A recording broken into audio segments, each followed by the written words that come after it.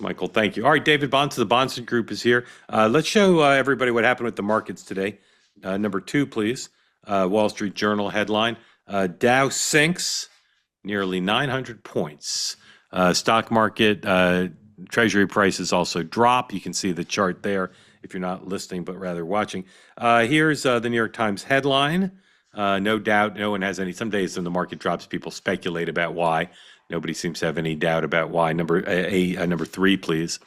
Here's the Wall Street Journal headline: Stocks post biggest drop in months. I think it's since October, as tensions over Greenland mount. S&P 500 dropped over 2% Tuesday, the biggest decline since October. That's what I said. So the President of the United States in the briefing room seemed unfazed by this. And of course, some say the president's economically illiterate, but the president doesn't say that. In fact, the president says things are going great. There's going to be a $2,000 dividend from the tariffs, and the stock market is doing just fine. Here's the president, economist in chief. Number 8, please. We ended Biden's stagflation. We were in stagflation. That's a disaster. That's far worse than inflation. As you know, he had the biggest inflation in the history of our country. They say 48 years. Pick your choice. But they had the biggest inflation in the history of our country. We have it right down to a normal number now. We're going to get it even a little bit lower. Created super high. What we've done with growth is incredible. We created super high economic growth, and America is booming. It's booming. There are thousands of businesses right now that are being built. Many of the biggest factories in the world are being built right in our country. They're not going to other countries. They're leaving other countries. Fourth quarter GDP is on track to pass perhaps much more than 5% growth, and that's despite the fact that we had a Democrat shutdown. They shut down our country. And we had 5%. Nobody in this room has ever heard about 5%. I think it could be 20% if we do it right. If we don't, every time we have good numbers, they raise interest rates. You shouldn't. In the old days, if you had good numbers, they'd lower interest rates, or they wouldn't do anything. Here, they try and kill it. They always try and kill success. Over the last 20, 25 years, that's the way. In the old days, if you had good numbers, the market would go through the roof. Today, if you have good numbers, the market goes down. But by the way, we've had the best stock market in history, the best 401ks in history, and we inherited a mess. The numbers that we inherited were way up, and now we brought them, almost all of them, way down. All right. Some of the things the president said there were true, but not many. Not many. David, thank you for being here. If you were assigning overall number of Pinocchios to the president's remarks, 0 Pinocchios to 4, how many would he get and why? Six or seven. It'd be past the max. Yeah. Yeah, you're right. He may have said something in there that was accurate, but if so, it was an accident. It was hard for me to listen to, Mark, because there's a sense in which I can easily categorize political hyperbole and the job of politicians to cheerlead and spin. But part of the things that frustrate me is I think it's going to hurt him, some of the things that he said. But, there's a lot of categories. So you tell me which ones you'd like me to most specifically address. Well, rather than just focus on his word salad, there I said it. Let's take one step back. Devil's advocate, 800-point drop under the circumstances doesn't seem very big to me. Is that a reasonable position, or that's what you would expect? Yes, but when you said that we kind of know what caused this, and you had the chart up that showed the market down a bit halfway through the day and then another leg down, and no one in the first 15 minutes of the show has brought up what I think is actually the bigger story for the second half of the market day today, which was the Supreme Court announcing that they were not going to be ruling on the IEEPA rationale on tariffs, and that it will end up being the end of February before we hear on that. And I think markets did not like at all the idea of another 5 weeks of uncertainty. And so that, to me, created a second leg down. 870 points in the Dow as a percentage is 1.25%. The NASDAQ was down 2.5%. The S&P down 2%. And we have seen this movie so many times, I've lost count.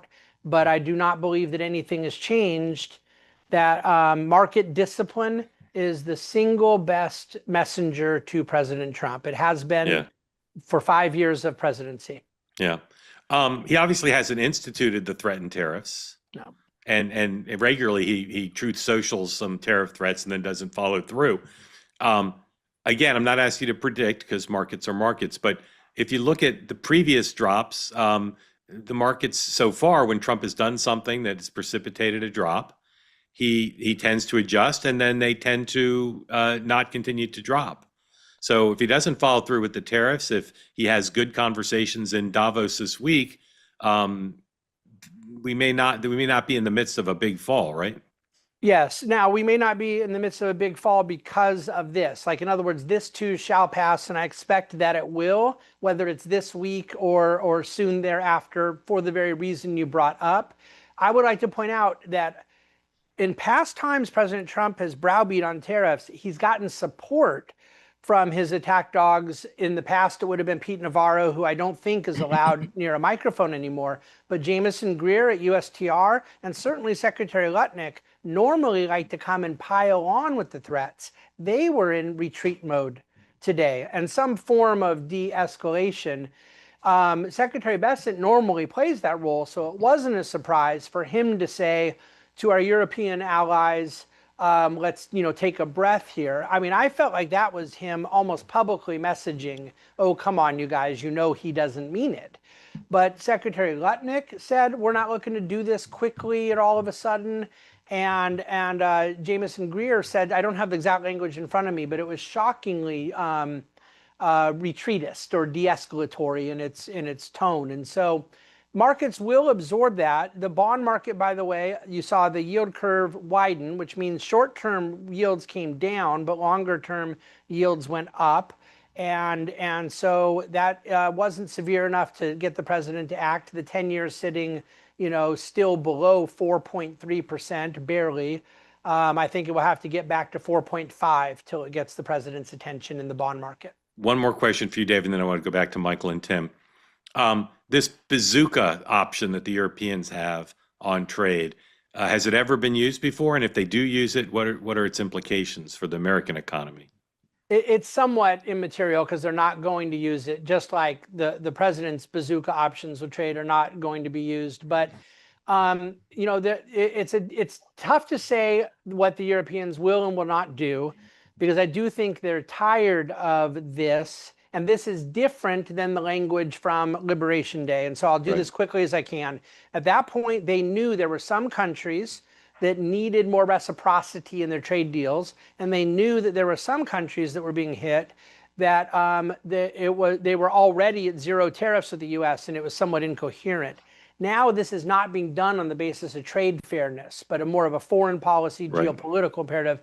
And I don't think the Europeans are going to back down on it. So I think you'll see some de-escalation from the White House. Cozy Earth sponsors this program in part because you all keep buying the products. Not all of you, though. So if you haven't yet gone on cozyearth.com and bought yourself a bubble cuddle blanket, some good pants that will comfortable and nice looking, sheets, towels, everything you can possibly imagine, go to cozyearth.com. Use the promo code TWOWAY for 20% off the site. Everything on the site. Start the new year off right. Give your home the luxury it deserves and make home the best part of life. Head to cozyearth.com. Use my promo code TWOWAY. You'll get 20% off everything on there. And again, follow your instincts. People say, well, what should I buy when I go on the site, Mark? I say, just buy what you need. If you need pants, buy pants. You need sheets, buy sheets. Everything on there is soft, quality, and affordable, particularly with our 20% discount. You'll get the post-purchase survey, and they'll say, how'd you hear about Cozy Earth? We'll say, don't say you heard about it from a friend, well, unless you consider me a friend, or from an ad on a bus. Say you heard about it right here on Two-Way tonight.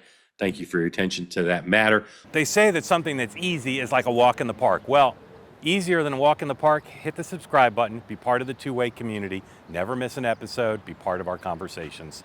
Thank you for your service to America. And don't forget, you can now listen to the morning meeting and Two-Way tonight on Apple, Spotify, or wherever you get your podcasts.